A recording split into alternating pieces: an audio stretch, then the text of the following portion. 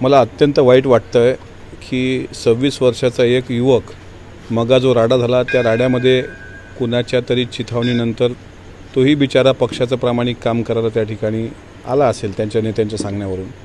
पण आज 26 वर्षाचा एक अभ्यास करणारा तरुण एका घरातला अशा पद्धतीनं हृदयविकाराच्या झटक्यानं जाणं हे मला असं वाटते त्यांच्या जीवाला धोका निर्माण होणं किंवा आज माझ्यावर जर अटॅक झाला असता, मला इंजुरी झाली असती, माझा परिवार उघड्यावर पडला असता, तर यांना काय भेटलं असतं.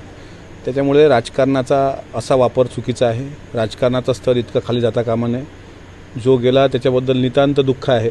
मी सुद्धा त्यांच्या परिवाराची भेट घेईन आणि जरी त्यांनी भावनेच्या भरात ते कृत्य केलं असेल, पण शेवटी एका घरातला एक कष्टाळू मायबापाचं लेकरू गेलं.